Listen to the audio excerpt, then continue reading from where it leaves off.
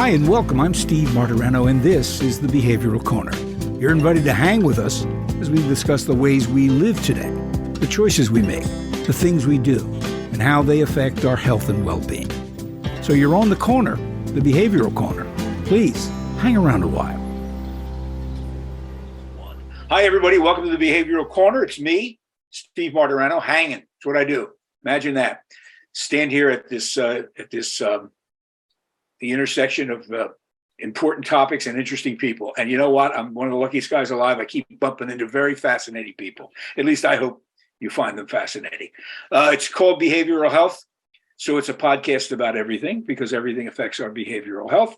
And it is made possible by our underwriting partners, Retreat Behavioral Health, about which you will hear more later. As I sit here recording this, and that's what this is, it's a recording, our great secular holiday, the Super Bowl, has come and gone. So I won't try to fool you into thinking that I know who won. Although, congratulations to the Philadelphia Eagles on their second Super Bowl in 5 years. And if that's not the case, then I'll deny having said it. Anyway, we're talking about, appropriately enough, gambling. And we're talking about it because the Super Bowl sees something upwards of $16 billion wagered on it. Gambling has always been with us. To just give you a brief idea of it, I was thinking of something that I read. I actually stumbled into a Bible once and read from the New Testament, Matthew's Gospel according to Matthew, where he tells us that after they had nailed Jesus to the cross, the soldiers gambled for his clothes by throwing dice. So as you can see from that, gambling has been with us for a very long time, and I dare say it predates the crucifixion, and it's not going anywhere. So what's the problem? And therein lies our topic today, because our guest is going to tell us what that problem is, and better than just telling us what the problem is, he has a prescription, and it's a pretty well thought out one on what needs to be done now that gambling is exploded exponentially, legal almost everywhere. In fact, everywhere, very shortly. Our guest has Harry Levant. Harry, thanks for joining us. Let me tell people a little bit about you and your backstory. Harry, I'm going to quote from one of the sites, has his bios on it. Harry made his last bet on April 27th, 2014, and also came during that period of time within seconds of taking his own life. Such was the trauma and grip of his gambling addiction, a pathological disorder. Harry subsequently has sought help and treatment and has achieved recovery. And in that journey, he takes full responsibility for the destruction he wrought. It cost him a lot. It cost people who trusted him an enormous amount of faith and money.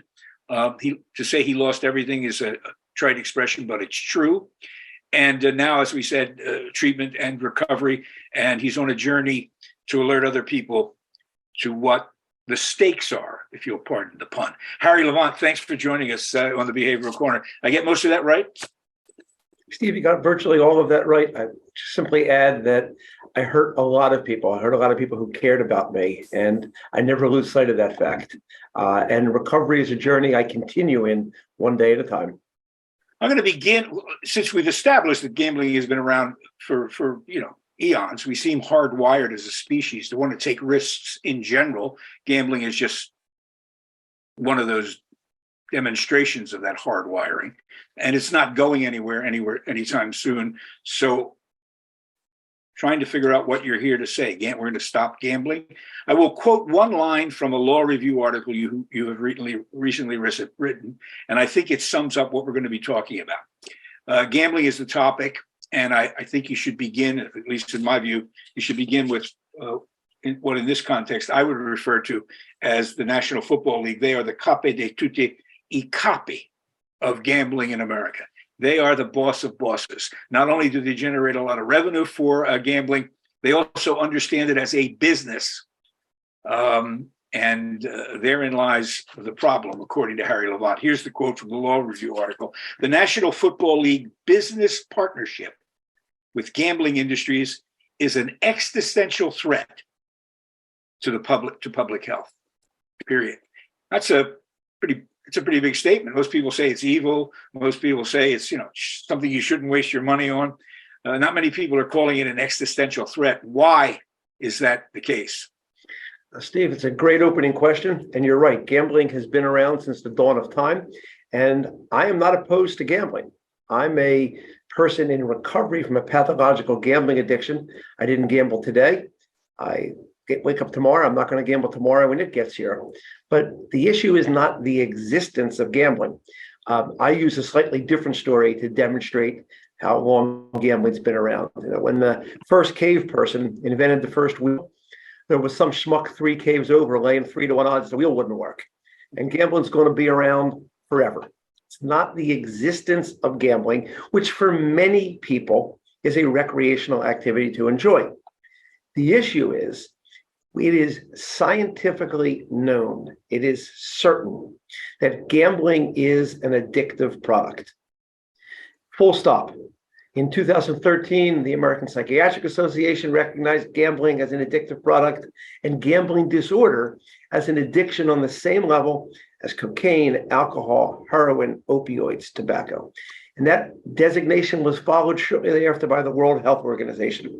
Everyone involved with gambling knows that the product is addictive. The issue and the existential threat is a variety of very large forces have joined together with state government. For the first time ever, state government, a full business partner, making money promoting a known addictive product. And what we now have, we're not dealing with the gambling industry. We're dealing with what Professor James Orford from Oxford University calls the gambling establishment. And that is, we're dealing with gambling companies. We're dealing with the largest media companies in the world. We're dealing with professional sports leagues and teams, the National Collegiate Athletic Association, the world's largest technology companies, advertisers, and government itself. And they have all come together in a business model that the NFL is capitalizing on a way which creates what I call the existential threat to public health.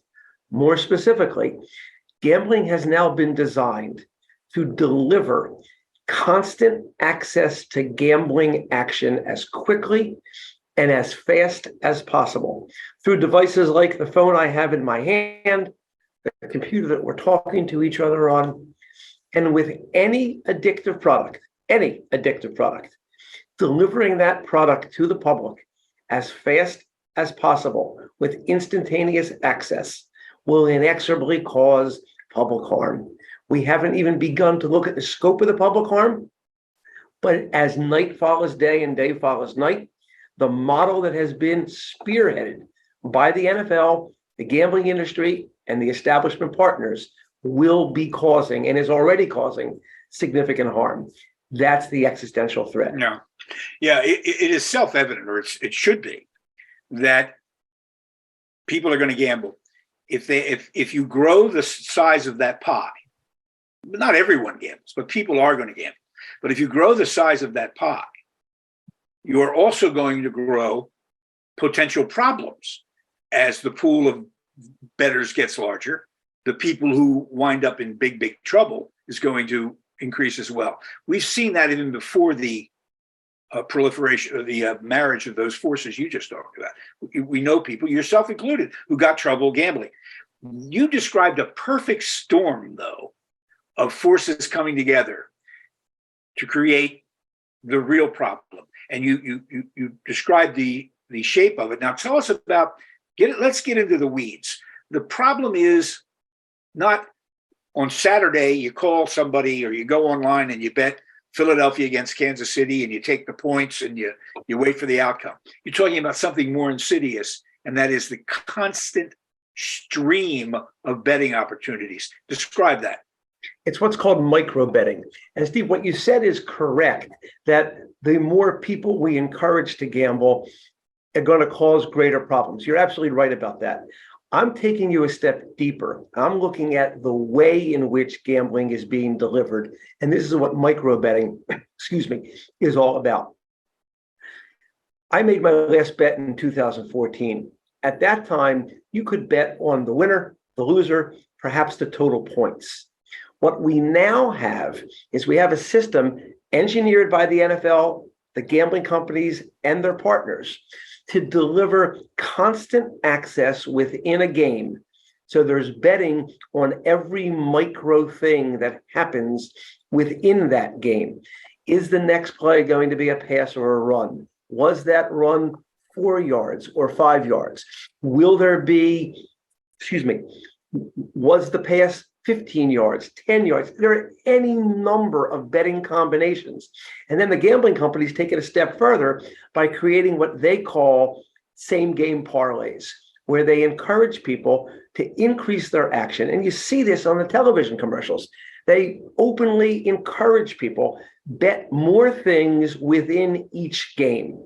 The NFL, as I write about in my article, and as we'll talk about today, has turned that into a for-profit business model for the league. So the more that people bet, the more the NFL makes, the more the gambling companies make, and the more quickly people are exposed to this action, the greater the harm that inexorably has to occur. All of which takes place against the backdrop of the league's historical antipathy towards gambling. In fact, they went beyond saying it's something we don't want to get involved with. They spent decades telling the American public that it would ruin the integrity of the game, that they couldn't exist in the same world where people were betting on sports. Of course, they were betting on sports anyway. So their hypocrisy on this issue is two things. It's breathtaking, but it's also understandable, right? I mean, the best way to frame it, and rather than creating or issuing a character judgment of the hypocrisy, I prefer to look at this from a public health lens, which is why the article I wrote is about the existential threat to public health, the work that I do, both in treating people, and perhaps we'll talk a little bit later about the research that I'm in the midst of doing to try and approach this issue from a public health perspective, getting into whether or not Commissioner Goodell and Jeffrey Lurie in Philadelphia and the various other owners are being hypocritical. I don't know that that gets us anywhere from a policy standpoint. However, I will share with you a direct quote from the NFL Commissioner's Office, where the Commissioner's Office once said, and I quote, "Once the character and integrity of NFL football had been compromised," referring to gambling, "and the bonds of loyalty and devotion between fans and teams have been broken, NFL football will have been irreparably injured in a manner that cannot be calculated in dollars." Now, two things about that quote should immediately jump out at you. The first is the Commissioner's Office was concerned about the damage to the NFL, not the injury and damage being done to the public. And secondly, the fact that they said at that time, that's a quote from 2012, and they said at that time that the damages could never be calculated in dollars. Well, apparently they found a way to calculate in dollars because they entered into partnerships with 7 official gambling partners and now sell their statistics in real time within every game so that the betting companies can deliver what we were talking about, which is in-game betting or micro betting within every game. Yeah, and the NFL gets a cut of all of that. Yeah, that the real gold there is the data you mentioned. There's statistics. I mean, there is no game unless you can quantify what's going on. Tell us how that works for the NFL and their gambling industry partners. And we're singling out the NFL, but all of the leagues. Sure. And frighteningly,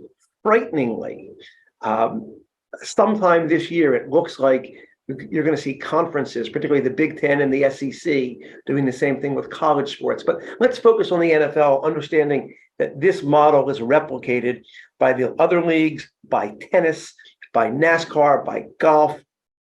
What the NFL did, NFL entered into a partnership with a company known as Genius Sports. The NFL bought themselves a large, if not controlling stake in Genius Sports. Genius Sports, among other things, is a data and statistics company. Now, the NFL enters into a business partnership where they buy a large piece of Genius Sports. They then turn around and they name Genius Sports as the official statistics provider of NFL football. Now, why do they do this?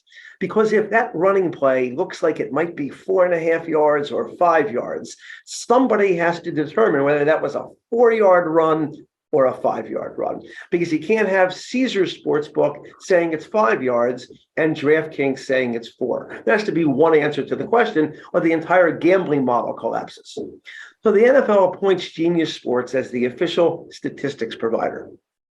They then turn to their gambling partners and say, okay, if you want to use our statistics for gambling purposes, you have to buy them from Genius Sports. So the gambling companies are paying the exact number. It can't at this point be determined because some of the companies aren't publicly traded and the NFL is a private industry, but we've seen estimates as much as $2 billion over 5 years.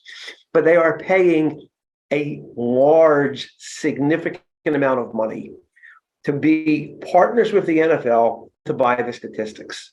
Well, herein lies the problem. Gambling companies aren't producing any products into commerce. There's nothing they can sell.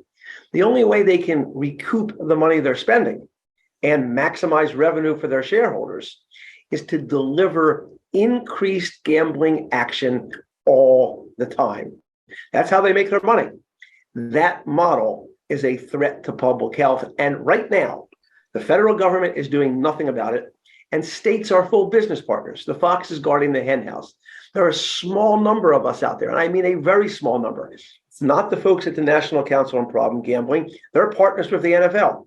There are a small number of public health experts who are raising the red flag saying, wait a minute, we've seen this before. We saw it with tobacco. We saw it with opioids. There needs to be regulation of an addictive product. People are getting hurt. Is there another industry where we can, where similar ethical, moral, and public health issues arose that we can look at and gain some insight on what they have to do? I'm thinking of cigarettes. I'm thinking of tobacco. Is there any lesson to learn there? I'm thinking of a couple. I'm thinking of tobacco and alcohol, and there are lessons to be learned in both. I'm privileged, as you know, I'm presently studying at Northeastern University. In addition to my work as a gambling addiction counselor and mental health therapist with Ethos here in the Philadelphia area, I'm also studying to get a doctorate at Northeastern University up in Boston. And I'm working with two highly regarded law professors there, Professor Richard Daynard and Professor Mark Gottlieb, both of whom have been heavily involved in tobacco litigation. And what we learned from tobacco was that for decades, we knew, that nicotine and tobacco cause cancer. That wasn't a secret to anyone. The messaging of the industry was, well, people need to smoke responsibly. What changed tobacco were two things. Number one, advocates like Professor Daynard were able to demonstrate that, wait a minute, this isn't about being responsible. This is a known addictive product. That's your first parallel with gambling. You hear over and over and over again, responsible gaming. The industry calls it gaming. Responsible gaming, responsible gaming. Responsible gaming is gambling industry code for please permit us to regulate ourselves. We'll teach people how to behave responsibly. And oh, if they don't behave responsibly and they get in trouble, we'll put up money to treat them. That's simply wrong. We're dealing with an addictive product, and that responsible gaming model is the moral equivalent of saying to big tobacco, market your cigarettes any way you want. As long as you put up money for chemotherapy and hospice, it's okay. Well, that would never be tolerated with tobacco, and government needs to wake up and realize the responsible gaming model is part of the threat to public health. Yeah, it occurs to me now talking to you about this, because I used to use or accept the premise behind responsible gambling on its face. Well, that makes sense. Don't be stupid. But when you apply it to cigarettes, can you imagine an advertising campaign that said, if you're going to smoke, smoke responsibly? It's ridiculous on its face. It's a ridiculous proposition. It's also ridiculous you're absolutely correct. but it's ridiculous for a deeper and more insidious reason. And that is, and I go back to this time and time again, gambling is a known addictive product. You cannot take a known addictive product and say to the public, we're going to let companies, billion-dollar international companies, deliver this addictive product to you as quickly and as fast as possible with instantaneous access to nonstop action, and then blame the person and say they weren't being responsible. We want to talk about responsibility. The responsibility has to be on government, on the sports leagues and teams, on the casino operators and the technology companies to regulate how this product is distributed and how we determine whether it is safe for particular groups of people to use. None of those guardrails exist. So responsible gaming, Steve, is we fish people out of the river once they've started drowning. What needs to happen with reform is we need to put guardrails up to stop people from falling in this river in the first place. Our guest is Harry Levant. Harry is, among many other things, the founder, as he said, of the Ethical Gambling Reform Group. So let's talk about what some of these regulations might look like. One of the things that occurred to me before I found out about your work, or even thought about the insights you brought here, was that when I watch the not chipmunk, what is the thing? The gopher. The gopher that's the mascot for the Pennsylvania lottery. And it's so cute and cuddly and harmless and incessantly on television, encouraging people to play the lottery. I always stop and go, well, wait a minute, if the lottery is intended to raise revenues to help senior citizens or whatever, why would they want to slide why would they want to slide so much of their profit into advertising campaigns? People are going to play the lottery. It's not a secret. It's there. And secondly, that doesn't seem right to me, that you would encourage people through the power of advertising to gamble. Is that one of the regulations you'd like to see stop? Keep on scratching, the Pennsylvania Lottery likes to say. Advertising is, I like to refer to it as the tip of the iceberg. It's the part of the problem that all of us can see. There's a lot more problem that exists underneath the surface that we aren't going to fully understand till we have more conversations like this one. But everybody, even people who spend a significant amount of time gambling, are telling you there's too much gambling advertising. But let's be more specific. I'm a gambling addiction counselor and therapist at Ethos Treatment Center. I cannot begin to tell you how many phone calls we're getting right now for people who are getting in trouble with what the gambling companies are calling risk-free bets, or the folks at FanDuel and DraftKings have recently changed the verbiage from risk-free bet to no sweat bet. Well, first of all, if you're sweating a bet in the first place, it's a sign of a problem. It's supposed to be recreational. Why would someone be sweating something that's enjoyable? The verbiage isn't what matters. What matters is, and you will see this, and folks who are tuning into this podcast will have spent the weekend seeing it. FanDuel is advertising for the Super Bowl the $3,000 no sweat bet. Sign up, get a $3,000 no sweat bet. Now, the way it works is, first, you have to lose $3,000. Now, there are no mechanisms at all to determine whether the person wagering $3,000 had the financial wherewithal to afford that bet. We have no affordability checks in gambling. We desperately need affordability checks. They're not going to happen without the federal government getting involved. And as a policy advocate, it's something I'll be working for. But there also is going to be a role for litigation here, because each state has its own unfair business practices and unfair advertising laws. They vary from state to state. But if you tell the public that there's a no sweat bet or a risk-free bet, public's led to believe, wait a minute, if I make this wager, I'm going to get my money back. The gambling companies don't give you the money back. What they do is they give you credits, which expire typically in 14 days to chase the money you just lost. The money's gone. It's in money heaven. It's bye-bye. It's never coming back. You've been armed with credits to chase your losses. Steve, one of the diagnostic criteria for gambling disorder, one of the things we look for is, does a person return after losing to chase the money they lost? The gambling companies, in partnership with the NFL and all the other sports leagues, under the watchful eye of state government, are fueling people chasing losses.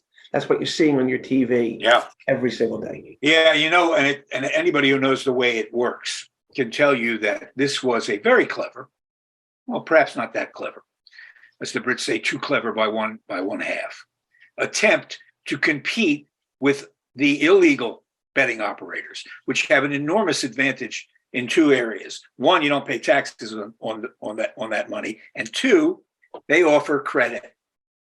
That no sweat bet is the technique legalized gambling is using now. No, you have to put any money up. We're going to give you the 3,000, gamble and see what happens. That's what they did with that. And there's nothing, as you say, there's nothing more dangerous than telling people go ahead, here's some money, go bet it. Would you imagine, we talked about tobacco earlier, can you, and I want to double back to tobacco for just a moment, but let's go to alcohol. Okay. Could you imagine walking into a bar? Bar recognizes you as a new customer. This is great. Buy that drink. If you don't enjoy it, the next 10 are on us. The state would take the liquor license away, rightfully so. Can you imagine a bar recognizing its best customers and each day sending them promotional material? Come in today, the next 2 drinks are on us. This is what's happening every day. People who get involved with gambling are being bombarded with promotions designed to keep them in action. Why are we permitting a company or companies? Why are we permitting an industry to promote an addictive product by recruiting people to be engaged in action as quickly as possible? The folks at PointsBet, who Comcast NBC is a huge shareholder in, have an advertisement they run with Drew Brees all the time: live your bet life. And they're advertising in-game, same-game parlays. Get your most action as quickly as possible. I challenge anyone listening to this to tell me any other addictive product we permit to be marketed, distributed, and delivered with that model. Immediate access to constant action. That's the existential threat. Yeah. So very, very quickly, doubling back to tobacco. Yeah.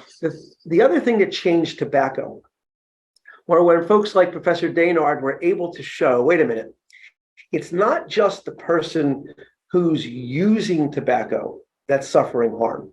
If you're sitting at table 16 in a restaurant and you don't smoke, and there's someone over at table 18 and they do, the cigarette smoke they breathe into the air is causing harm to folks around them. I caused a tremendous amount of harm to myself. I also caused an unspeakable amount of harm to my family, to my friends, to my clients, to people who cared about me and trusted me. Gambling is not about the responsible gaming message where the industry and the National Council on Problem Gambling try and tell states, well, only 1% of folks are ever diagnosed with gambling addiction. That's simply wrong. We don't screen for it. We don't look for it. We have no idea how many people are actually suffering. But more importantly, for each person who suffers, a significant number of additional people are impacted. This has been looked at in other countries, including the United Kingdom and Australia and Finland, and studies repeatedly show that approximately 16% of the general public suffers harm related to gambling on an annual basis. If that is held to be true in America, you're talking 55 million people a year suffering harm. That's the conversation we need to begin to have. What damage is this product doing? Well, that's perfectly appropriate at this moment. That's where I was going next. When you talk about a threat to public health, everybody thinks that the damage, unless they are personally affected by it, the damage of any kind of addictive or compulsive behavior is the focus is narrow. The person who's abusing this is the principal victim of this thing. But the ripples are enormous. So what kinds of things are you seeing as a counselor? And what kinds of things do you think are going to metastasize in terms of harm? One of the things that I see as a counselor, and it's one of the things that drives me to do talks like this, people aren't reaching out for help until they have suffered significant harm. And part of the reason for that, we believe, is the whole responsible gaming message. The theme underlying the responsible gaming message is, as long as you're responsible, then you can do this enjoyably. So we're seeing people struggle with, wait a minute, what's wrong with me? Why am I having these problems? There's a tremendous stigma around struggles with gambling. It's the only addiction where you hear the word degenerate assigned to it. Mm-hmm. And it's the only addiction where you go on television and the companies that are distributing the product are telling the entire world, hey, if you're responsible, you can handle this product. So the messaging is delaying people coming in and seeking treatment. From getting help. The other thing, and it's subtle, but when you think about it, a distinction, and let me see if you agree, a distinction might be drawn between that process you just described and other addictive substances, in that gambling offers you the promise of making things better. So as you get deeper into the hole, as long as you can bet again, you have the chance of clearing this whole thing up. Nobody, I believe, takes heroin thinking that one more shot and I'll be okay. So it has a built-in advantage in that regard in terms of damage potential. An advantage in terms of damage potential, a disadvantage in terms of suffering. Yes. And remember this: whether we're talking about heroin, whether we're talking about gambling, talking about another addictive substance, there comes a point in time where a person becomes powerless. The addiction takes control, it becomes pathological. The notion that the messaging can be about responsibility is just another barrier to people seeking help. So when you asked the question a moment ago, what are we seeing? By the time people come in for treatment, the damage that has been done to themselves and their family members and the people in their orbit actually makes it even harder for them to come into treatment, becomes a barrier into recovery. They don't see a way out. And that's a pull back into the very addictive product itself. Yeah, the behaviors. It also has the additional problem in my mind of a stigma of shame, deep shame. They're still attached to problem gambling or gambling addiction. They're still attached to that, a higher incidence of people saying that's a character flaw. We've pretty much moved past that with substances. It seems like the general public is now accepting it as an actual disease. But people look at you're right, degenerate. There's something wrong with this guy. He's a bum. And that makes getting help harder.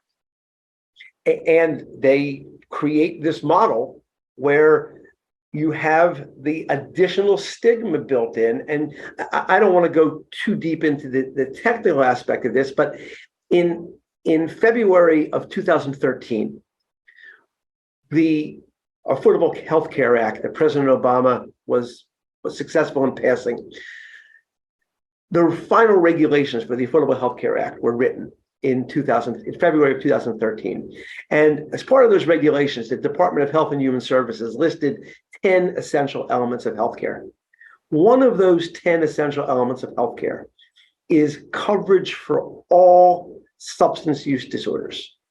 Now, in February of 2013, gambling was still being classified as an impulse control disorder. Mm-hmm. There's something wrong with Sally or Tom. Right. They can't control their impulses. And that's what the responsible gaming model is all about. There's something wrong with the individual. They can't control their impulses.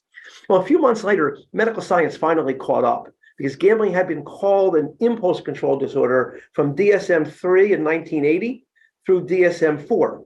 But in May of 2013, DSM-5 is published. And in DSM-5, gambling is recategorized as a full-fledged addiction.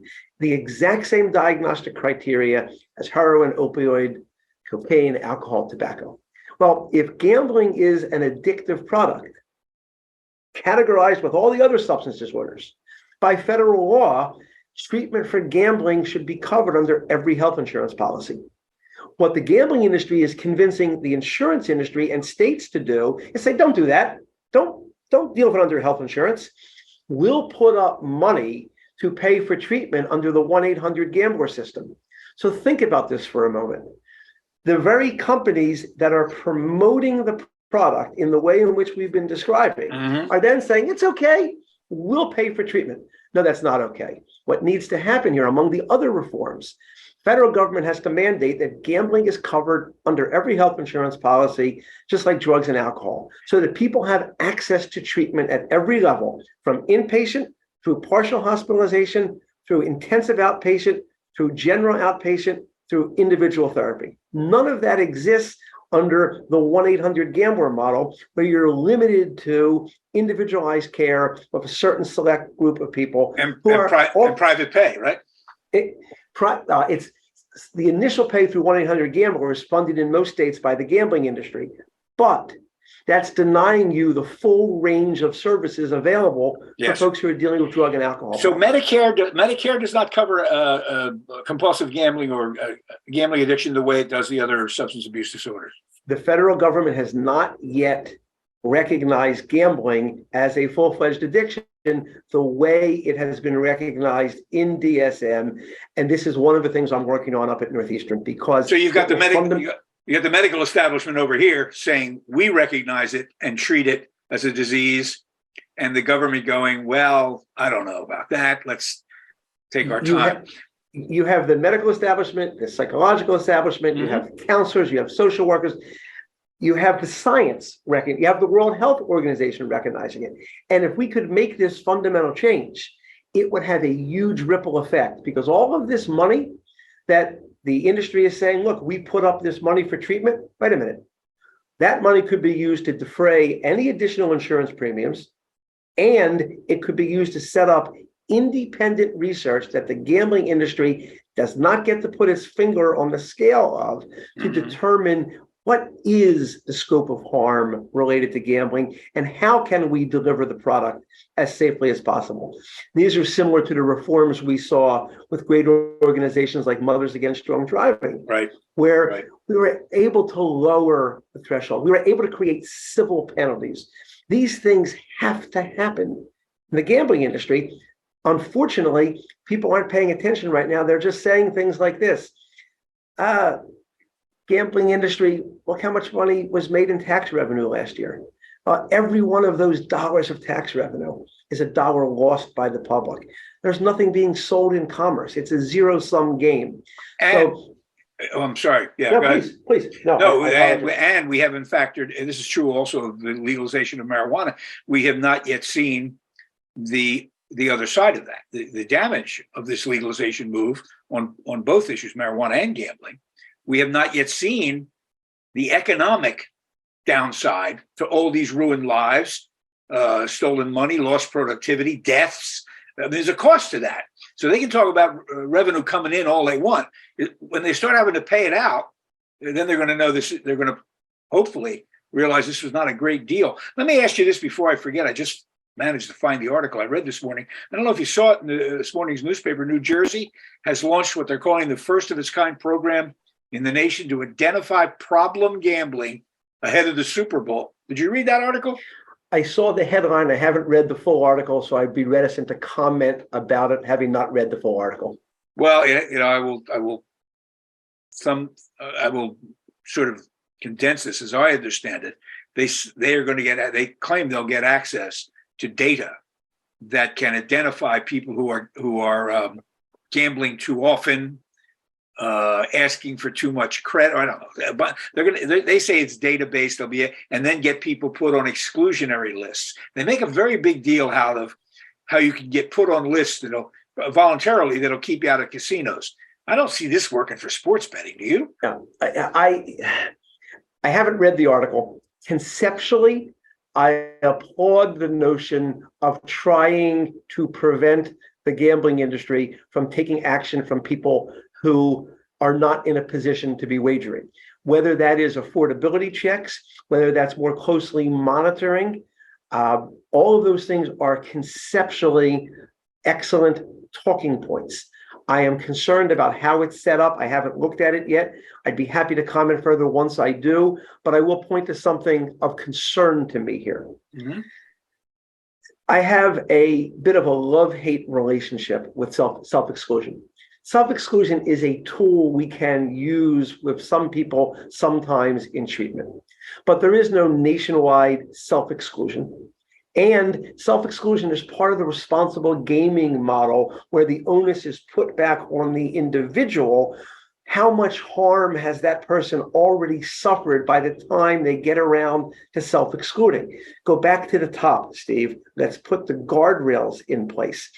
I am very well aware of a number of people who self-excluded in Pennsylvania and then drive across the bridge and sit in a parking lot of a convenience store and gamble on their phones in New Jersey because they were self-excluded in Pennsylvania. They went to New Jersey.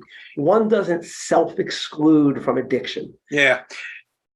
That's the other thing that's insidious in this, and that efforts like that, again, play into the notion that this is a character issue, that this is something, if you want, you can stop doing. All you got to do is put yourself on a list. It subtly plays into this notion that it's not disease-based. Watch this space. We're doing some work up in Massachusetts right now. Massachusetts has some very consumer-friendly laws and regulations. In the Massachusetts gambling regulations that go back to about 2011, 2012, when they first had land-based casinos. The regulations in Massachusetts require the gambling industry to provide anonymous data on player tracking. I have strong reason to believe that for 10 years, the gambling industry has never provided that data. Watch this space. We'll see where that goes in the weeks and months ahead. Data would be very helpful, but data is only helpful if it's going to be used in the appropriate way. So again, I haven't read the article, but by the time many of the characteristics they're typically looking for have taken place, tremendous harm has already occurred. Yeah. There are better ways to go about doing this. Yeah, Harry's here sounding the alarm. This problem is enormous. The forces are gigantic, operating in opposition to the kinds of things Harry thinks should happen. It's like a gigantic steamship. You know how difficult it is said to slow those things down and then turn them around. Well, we got to start thinking about it right now. Harry, if people want more information about your group and where they can reach you for counseling, I don't know if you're accepting patients or not. What should they do? We are accepting patients. They can look us up at Ethos Treatment LLC. That's ETHOS, Ethos Treatment, and they can call us at 267-669-0300. All right, we'll have those links on the Behavioral Corner website. Harry, I'd love to have you back lots of times. This has always been, not that I'm a gambler, I don't have any luck at it, and I've never been a gambler, but I could see the outlines of what the former commissioner talked about being another thing that's troubling about it, and that this emphasis on gambling will ultimately break down team loyalty. Children will grow up with a different attitude towards sports than you or I had. It'll be very, I think, much less aspirational and more cynical. I mean, it reminds me, we're headed in the direction of this. You know this. You go to ask anybody who goes to the racetrack, and they will tell you right off the bat, the only reason those horses are running is so we can bet on them. Nobody's here for the short joy of competition. And we're doing that with sports. We're making it like that.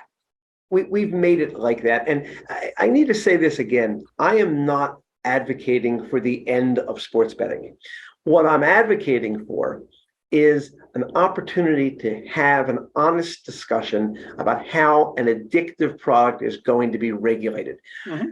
Right now, if you have if you have a young child, 8, 10, 12, 14, sports has always been part of the American experience. It belongs to all of us.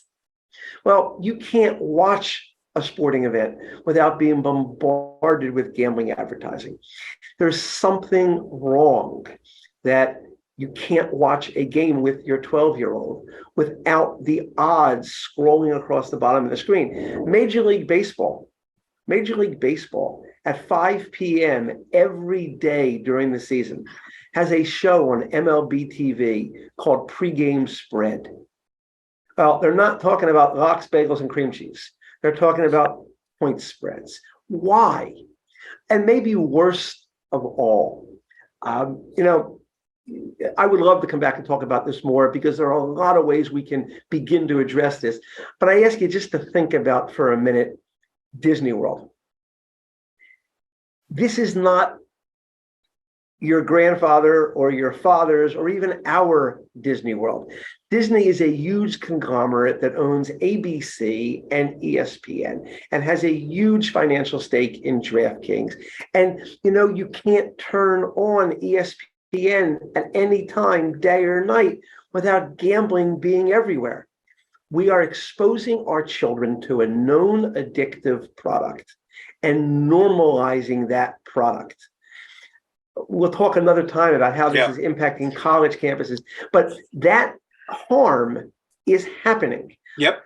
Let's start talking about it because I know a little bit about what it looks like, and there are ways that we can address it. But government's going to have to be willing to step up, and the league is going to have to be willing to say, wait a minute, it has to be about something more than just greed. Yeah, and they are the 900-pound gorilla, the National Football League, but they are very, very conscious of public opinion and the way they look. And if this idea can get traction in both the public and in Congress, I think they'll pay attention. It's in their best interest not to destroy their own product, which is where they're headed. Harry Levant, thanks, Harry. I'll have you back as often as you're willing to come. It's fascinating, and again, it's not just about games, and it's about a big public health issue that's going to get bigger. Appreciate your time so very much. Let me close with this, Steve. Go ahead. Lives and families are in the balance. We need to have this discussion. I hope this is the first of many. Behavioral Corner, guys, don't forget, push the subscription button. We appreciate it, and look for us next time on the Behavioral Corner. Take care. Retreat Behavioral Health has proudly been serving the community for over 10 years. Here at Retreat, we believe in the power of connection and quality care. We offer comprehensive, holistic, and compassionate treatment from industry-leading experts. Call 855-802-6600 or visit us at www.retreatbehavioralhealth.com to begin your journey today.